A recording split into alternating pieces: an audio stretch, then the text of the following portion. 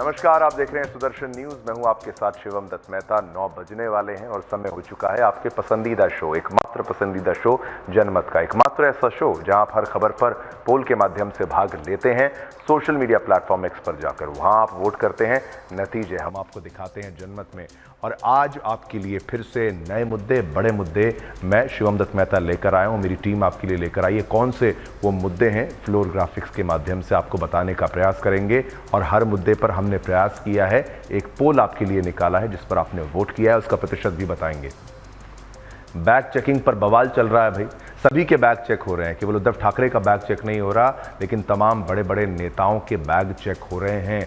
पर आपत्ति किसको ज़्यादा है, इसके ऊपर थोड़ा सा विश्लेषण और खबर आपको बताएंगे। बाकी आप जनता जनार्दन ज़्यादा बेहतर समझते हैं, आप अपनी राय बताइएगा। फिर एसडीएम को थप्पड़, ये चुनावी थप्पड़ की गूंज बहुत दूर तक जाने वाली है। ब्यूरोक्रेसी और नेताओं के बीच ये खींचातानी की तस्वीर आप देख रहे हैं। ऐसा कम ही आपने देखा होगा कि किसी को ऐसे थप्पड़ मार दिया जाए और पढ़ लिख कर मेहनत कर कर कोई एसडीएम बनता है। क्या वो थप्पड़ खाने के लिए बनता है, ये भी बर्दाश्त नहीं किया जा सकता। लेकिन दोनों पक्षों को जानना भी तो ज़रूरी है। फिर आगे बढ़ेंगे और सरकार में रामास्वामी। अब सरकार में, क्योंकि ट्रंप ने जो चुनाव जीता है वो बन गए हैं वहाँ के प्रेसिडेंट, तो उनके टीम में कौन कौन है? क्या इलॉन मस्क है? बिल्कुल है। और रामास्वामी क्या हैं? बिल्कुल हैं। और क्या रिस्पॉन्सिबिलिटी, क्या जिम्मेदारी दी गई है, वो भी आपको बताएंगे जनमत में। फिर आगे बढ़ेंगे। फिरोज़ की हैवानियत। फिरोज़ नाम के शख्स ने ऐसी हैवानियत करी है एक लड़की के साथ, एक आदिवासी लड़की के साथ। मैं कहूँगा कि भाई सारी हद हैवानियत की उसने पार कर दी। उसके प्राइवेट पार्ट्स तक को उसने जलाया है इस दरिंदे ने। इस शैतान की कुंडली को खोलेंगे हर बार की तरह। बहन बेटियों की आवाज़ हम सुदर्शन न्यूज़ पर उठाते हैं, इसका भी पर्दाफाश करेंगे ताकि फिरोज़ एक और पैदा ना हो जाए। फिर आगे बढ़ेंगे और झारखंड चुनाव के बारे में, क्योंकि चुनाव है तो भाई चुनावी विश्लेषण भी जानिए। ये जानिए कि पहले कैसे वोटिंग होती थी, अब कैसे होती थी, क्या बदलाव आया है, कितना जागरूक हुआ है वोटर। चलिए शुरुआत करते हैं पहली खबर के साथ। ये तो हमने फ्लोर ग्राफिक्स से आपको बताए मुद्दे, लेकिन ट्रंप का मामला लगातार तूल पकड़ता जा रहा है और हर कोई जानना चाहता है कि ट्रंप की टीम में कौन है। अमेरिका के नवनिर्वाचित राष्ट्रपति डोनाल्ड ट्रंप ने अपनी ड्रीम टीम बनानी शुरू कर दी है। इस टीम में अपने 2 कारोबारी दोस्तों यानी इलॉन मस्क और विवेक रामास्वामी को उन्होंने सबसे बड़ी जिम्मेदारी सौंप डाली है। ट्रंप ने मस्क और रामास्वामी को सौंपे गए काम की तुलना अमेरिका के पहले परमाणु बम बनाने वाले द मैनहट्टन प्रोजेक्ट से की है। ट्रंप सरकार में कारोबारी इलॉन मस्क और भारतवंशी विवेक रामास्वामी की क्या भूमिका होगी, इसे लेकर नवनिर्वाचित राष्ट्रपति ने बड़ा ऐलान किया है। ट्रंप ने कहा है कि इलॉन मस्क और रामास्वामी गैर जरूरी खर्चों पर लगाम लगाने वाले डिपार्टमेंट ऑफ गवर्नमेंट एफिशिएंसी को लीड करेंगे। 4 जुलाई 2026 तक कई सारी कटौती और मौजूदा एजेंसियों में नई क्षमता के जरिए फेडरल ब्यूरोक्रेसी में व्यापक बदलाव होगा। ट्रंप ने डिपार्टमेंट ऑफ गवर्नमेंट एफिशिएंसी यानी DOGE की बात करते हुए कहा कि ज़्यादा क्षमता और कम ब्यूरोक्रेसी वाली सरकार अमेरिका की आज़ादी की 250वीं वर्षगांठ पर देश के लोगों के लिए सबसे बेहतरीन तोहफा होगा। उन्होंने अपने बयान में लिखा है कि मुझे विश्वास है कि वो कामयाब होंगे। ट्रंप ने संघीय सरकार के खर्च में कटौती के लिए जिन 2 लोगों को चुना है, उनमें से एक इलॉन मस्क स्पेसएक्स के जरिए अंतरिक्ष की दुनिया में बड़े बड़े प्रोजेक्ट्स पूरे कर रहे हैं और उनकी कंपनी टेस्ला की कारें पूरी दुनिया में विश्व में प्रसिद्ध हैं। वहीं दूसरे शख्स भारतवंशी विवेक रामास्वामी हैं, जो बायोटेक कारोबार का जाना माना चेहरा है, कोई आम चेहरा नहीं है। लिहाजा वह संघीय सरकार के खर्च में कटौती की महत्वाकांक्षा को कैसे पूरा करेंगे, ये सबसे बड़ा सवाल है। हालांकि इलॉन मस्क ने चुनाव प्रचार के दौरान दावा किया था कि वे डोनाल्ड ट्रंप के राष्ट्रपति चुने जाने पर संघीय बजट में $2 ट्रिलियन की कटौती करने में मदद करेंगे। $2 ट्रिलियन इतना बड़ा होता है, कई देशों की जीडीपी या पूरे देश के देश बिक जाएंगे, इतना बड़ा ये आंकड़ा है। लेकिन उन्होंने इसके बारे में विस्तृत जानकारी नहीं दी है कि वे ये काम करेंगे तो करेंगे कैसे, या फिर वह सरकार के किस विभाग या हिस्से में कटौती करेंगे। खास बात यह है कि ट्रंप ने इसकी तुलना द मैनहट्टन प्रोजेक्ट से की है। जैसा कि हमने आपको बताया, ट्रंप ने कहा कि यह सरकार में बहुत बड़ा बदलाव होगा। अब ग्राफिक्स के माध्यम से आपको थोड़ा बताते हैं कि मैनहट्टन प्रोजेक्ट क्या है, जिससे ट्रंप ने इसकी तुलना की है। मैनहट्टन प्रोजेक्ट जो है उसके ज़रिए दुनिया का पहला परमाणु बम बनाया गया था। अमेरिका ने दुनिया का पहला परमाणु बम बनाया था इसके ज़रिए, ये हमने आपको पहले भी बताया, जिसके इस्तेमाल से दूसरे विश्व के युद्ध के दौरान जो है तहलका मच गया था। किसके खिलाफ इस्तेमाल किया गया था? जापान के खिलाफ इस्तेमाल किया गया था। हिरोशिमा नागासाकी पर इसका इस्तेमाल किया गया था।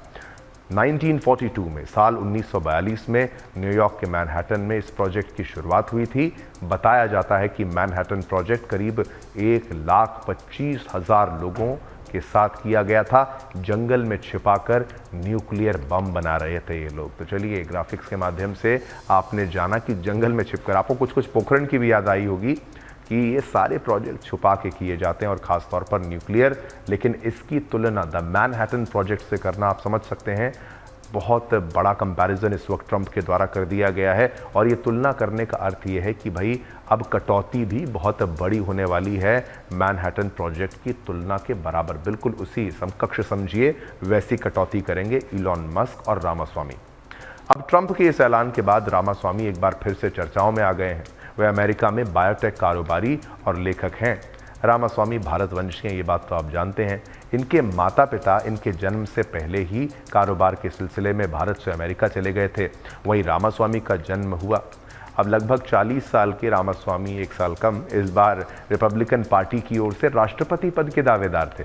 हालांकि आखिरी समय में वे ज़रूरी चंदा नहीं जुटा पाए। देखिए, बिना फंडिंग के चुनाव नहीं लड़ा जा सकता। आप कितने भी आदर्शवादी हो जाएं, पैसा ज़रूरी है। चंदा ये जुटा पाए नहीं और अपनी ही पार्टी के बड़े नेता यानी डोनाल्ड ट्रंप से ये पिछड़ गए थे। अब इनकी बात करते करते मुझे कमला हैरिस की याद आती है, जिन्होंने डोनाल्ड ट्रंप से 2-3 गुना ज़्यादा फंड जुटाया था। अब वापस आते हैं इसी मुद्दे पर। आपको बता दें कि जब रामास्वामी पीछे हटे, ट्रंप की जितना वो फंड नहीं जुटा पाए, तो डोनाल्ड ट्रंप को आगे किया गया।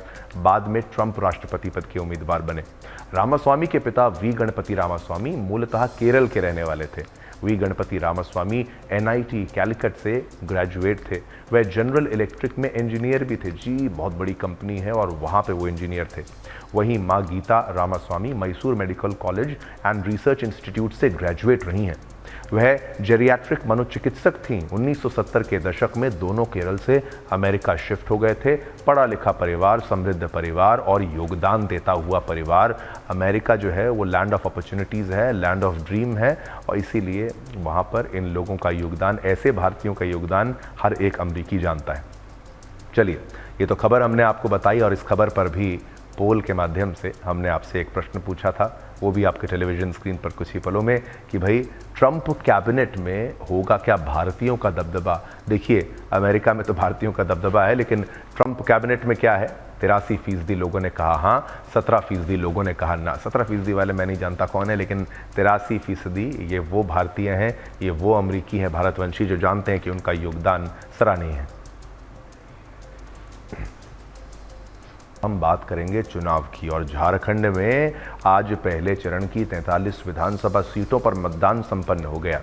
चुनाव आयोग द्वारा जारी किए गए आंकड़ों के मुताबिक शाम 5 बजे तक यहाँ 64.86% वोटिंग हुई। ये आंकड़ा पिछले चुनाव से ज़्यादा है। 2019 में 63.90% यहाँ पर मतदान हुआ था, और ये फीसदी जो है आपको बता रहे हैं। शाम 5 बजे तक के ज़िलावार आंकड़ों को देखें तो चतरा में 63.26%, पूर्वी सिंहभूम में 64.87%, गुमला में लगभग 70% से 1% कम वोटिंग यहाँ पर हुई है। सबसे ज़्यादा लोहरदगा में 73.21% वोटिंग हुई है, दर्ज की गई है। इसके बाद सरायकेला खरसावां में 77.32% यहाँ पर जो है मतदान हुआ है। सबसे कम हज़ारीबाग में 60% के करीब, यानी 59% के करीब यहाँ पर वोटिंग हुई है। पहले चरण में झारखंड के गढ़वा, पलामू, चतरा, कोडरमा, लातेहार, रांची, लोहरदगा, हज़ारीबाग, गुमला, खूंटी, सिमडेगा, पश्चिमी सिंहभूम के साथ साथ सरायकेला खरसांव और पूर्वी सिंहभूम ज़िले में मतदान कराया गया। पूर्वी सिंहभूम में सबसे अधिक 6 सीटों पर मतदान कराया गया। इसके बाद पलामू में 5, पश्चिमी सिंहभूम और रांची में 5-5, हज़ारीबाग और सरायकेला में 3-3, गढ़वा, गुमला, खूंटी, लातेहार, लोहरदगा और सिमडेगा में 2-2 और कोडरमा में 1 सीट पर मतदान कराया गया। आपको बता दें कि झारखंड में सुबह 7 बजे मतदान शुरू हो गया था। झारखंड की 43 में से 17 सीटें सामान्य वर्ग, 20 अनुसूचित जनजाति और 6 अनुसूचित जाति के लिए आरक्षित हैं। मतदान के लिए 15,344 पोलिंग स्टेशन बनाए गए थे। कभी कभी ध्यान से सोचा करिए कि भाई इलेक्शन कमीशन कितना काम करता है और कितना बड़ा ये मैनेजमेंट है। 15,344 पोलिंग स्टेशन बनाए गए थे। ऐसा कई देशों में इतने पोलिंग स्टेशन नहीं होंगे, इतना बड़ा विशाल देश है। एक राज्य की बात मैं कर रहा हूँ। इन पोलिंग स्टेशंस में से 1,152 महिलाओं द्वारा, पूर्णतः महिलाओं द्वारा संचालित थे। ये मॉडल रूप से आप समझिए पोलिंग स्टेशन, जबकि 24 ऐसे बूथ थे जिसका संचालन दिव्यांगजनों द्वारा किया जा रहा था। ये भी एक मॉडल बूथ के तौर पर आप समझ सकते हैं इन सभी को। पहले चरण की 43 सीटों पर 683 प्रत्याशी मैदान में हैं। इनमें से केवल 73 ही महिलाएं हैं। पहले चरण की हॉट सीटों में चंपई सोरेन जब से वहां से हटे हैं तो भाई ये चर्चा का विषय बने हैं। चंपई सोरेन की सरायकेला, रांची, जमशेदपुर पश्चिम, जगन्नाथपुर और जमशेदपुर पूर्व शामिल हैं। रांची में बीजेपी नेता चंद्रेश्वर प्रसाद सिंह और जेएमएम की महुआ माझी के बीच मुकाबला हुआ। जगन्नाथपुर में बीजेपी की गीता कोड़ा और कांग्रेस नेता सोनाराम आमने सामने हैं। जमशेदपुर पूर्व में कांग्रेस के अजय कुमार के सामने पूर्णिमा दास हैं, जो कि रघुबर दास की बहू हैं। जमशेदपुर पश्चिम से मंत्री बन्ना गुप्ता का मुकाबला जेडीयू के सरयू राय से है। अब आपको दिखाते हैं झारखंड और बाकी राज्यों में हो रहे उपचुनाव की कुछ रोचक तस्वीरें, जिसे देखकर हर किसी को प्रेरणा लेनी चाहिए और कुछ तस्वीरें अपने वोटिंग के महत्व को दर्शाती हैं तो कुछ वोटिंग को लेकर लोगों के उत्साह को प्रदर्शित करती हैं। वहीं रोचक तस्वीरों में क्रिकेटर महेंद्र सिंह धोनी भी अपने परिवार के साथ वोटिंग करने पहुंचे। ये देखिए, ये जो पहली तस्वीर है काली गाड़ी से उतरे हुए, ये है महेंद्र सिंह धोनी, मशहूर क्रिकेटर। ये आए हैं वोट देने, तो आपके पास क्या एक्सक्यूज़ है? आप कहें मैं बिज़ी हूँ, जो भी आप एक्सक्यूज़ दें, लेकिन ये बड़े बड़े लोग भी वोट देने आते हैं और हर कोई वोट देने आता है। दूसरी तस्वीर में ढोलक बजाकर मतदाताओं का स्वागत किया जा रहा है। ये माता बहन जो है हमारी, वो ये ढोलक बजाती हुई नज़र आ रही हैं। और तीसरी तस्वीर में आप देखिए राजस्थान के दौसा की उपचुनाव की तस्वीर, जहां दुल्हन विदाई से पहले अपने मताधिकार का उपयोग करने मतदान केंद्र पहुंची हैं। तो अब कौन सा एक्सक्यूज़ है आपके पास? शादी कर रहे हैं फिर भी आप मतदान कर सकते हैं। और चौथी तस्वीर भी राजस्थान की है, जहां शादी के जोड़े में नवदंपति अपना वोट डालने मतदान केंद्र पहुंचे हैं। ये तस्वीरें लोगों को घरों से निकलकर अपना वोट का इस्तेमाल करने के लिए प्रेरित कर रही हैं।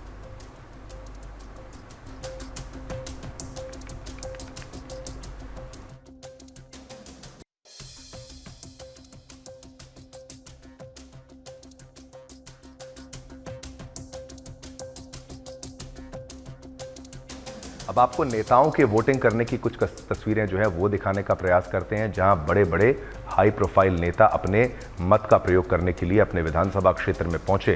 पहले तस्वीर में झारखंड के पूर्व सीएम और ओडिशा के राज्यपाल रघुबर दास अपने परिवार के साथ जमशेदपुर में अपना वोट डालने मतदान केंद्र पहुंचे।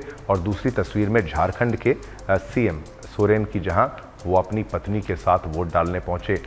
ये तस्वीरें आप देखिए, ये हाई प्रोफाइल तस्वीरें आप जहां पर देख पाएंगे नेताओं ने भी वोट डाला, हर कोई यहां पर वोट डाल रहा है। तो हमने कई तस्वीरें आपको दिखाई। तीसरी तस्वीर में हमने केंद्रीय मंत्री अन्नपूर्ण देवी की, जो कोडरमा विधानसभा में अपना वोट डाला।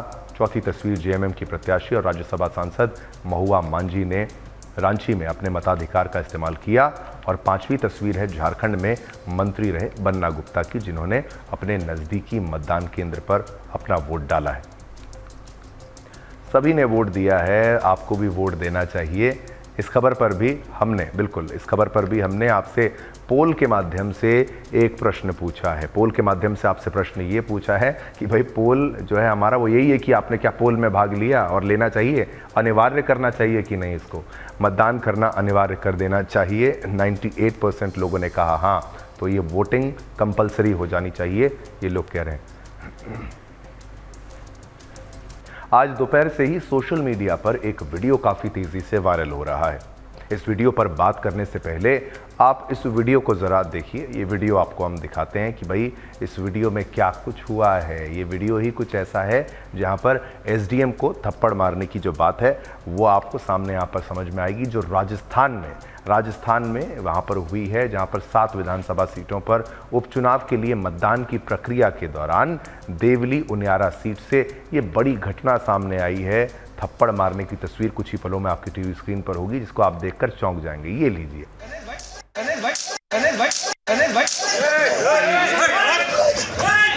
गिरफ्तार करो।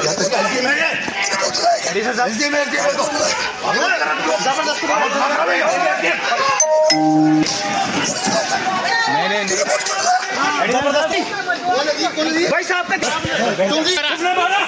उन्होंने मारा।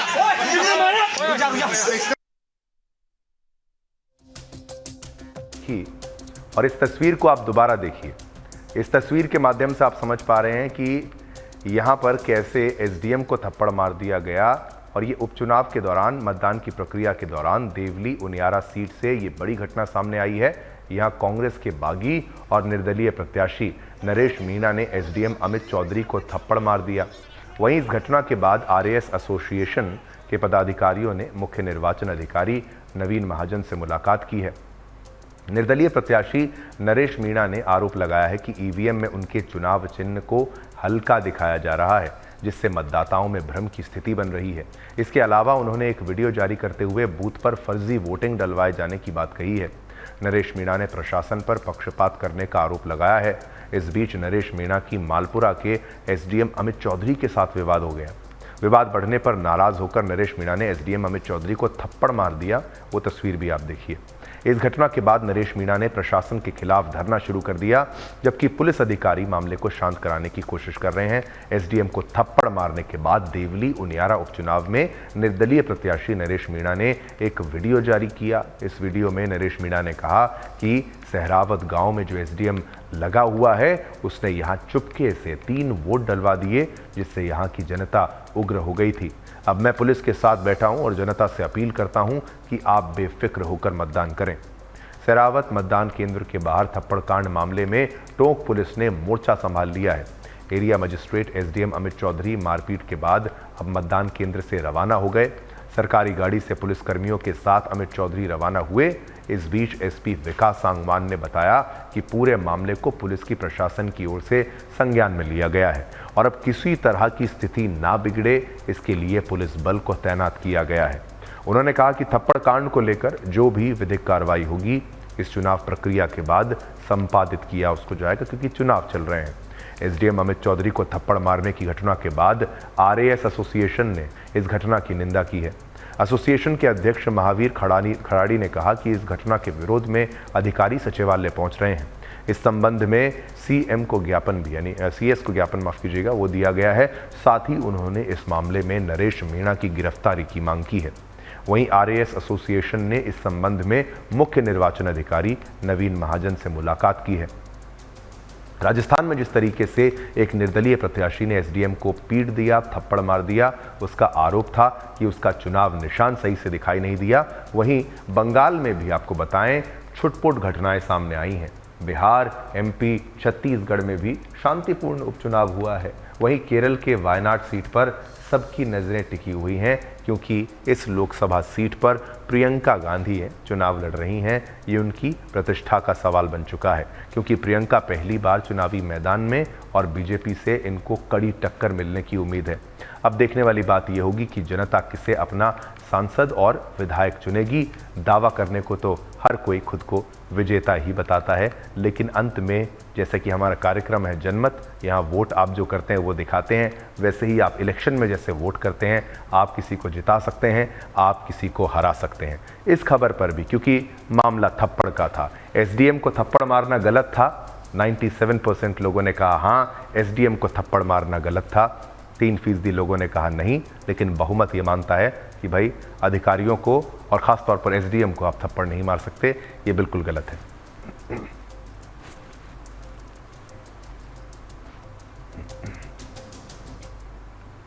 आज पहले चरण के मतदान के बाद वहीं झारखंड में दूसरे चरण की तैयारी जोरों पर चल रही है। जहां पहले चरण का मतदान हो रहा है तो प्रधानमंत्री ने देवघर में चुनावी जनसभा को संबोधित किया और कहा कि आज झारखंड की पहचान बदलने की बहुत बड़ी साजिश हो रही है। जेएमएम कांग्रेस में बाहर से आए घुसपैठियों को यहां स्थायी निवासी बनाने का काम किया और घुसपैठियों को उनके लिए रातों रात पक्के कागज जो है वो बना दिए जाते हैं। आदिवासी बेटियों को शादी के नाम पर ठगा गया है और ज़मीन जो है वो हथिया ली गई है।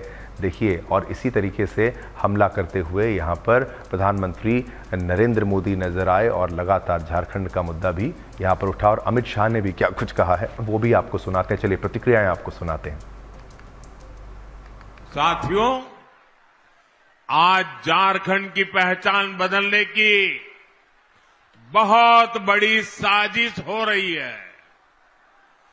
जेएमएम कांग्रेस में बाहर से आए घुसपैठियों को यहां का परमानेंट निवासी बनाने के लिए हर गलत काम किए गए। इन घुसपैठियों को उनके लिए रातों रात पक्के कागज बनाए गए। आदिवासी बेटियों को शादी के नाम पर ठगा गया और जमीन हथिया ली गई। महायुति का मतलब ही है विकास और अघाड़ी का मतलब है विनाश। आपको तय करना है विकास करने वालों को लाना है या विनाश करने वालों को। भाइयों बहनों, मैं आज इस मंच से राहुल बाबा और शरद पवार जी को पूछना चाहता हूं, 10 साल तक आपकी सरकार चली केंद्र में, 2004 से 14 तक महाराष्ट्र को कितना रुपया दिया? भाइयों बहनों, 10 साल तक इनकी सरकार चली, सिर्फ 1,91,000 करोड़ रुपया दिया, सिर्फ 1,00,000। चलिए एक छोटा सा ब्रेक यहां पर लेंगे। ब्रेक के उस पार आपको बताएंगे कि कैसे महाराष्ट्र में बैग चेकिंग हो रही है तो नेताओं को परेशानी हो रही है, कईयों को ज्यादा हो रही है तो कोई कुछ भी नहीं कहता। छोटे से ब्रेक के बाद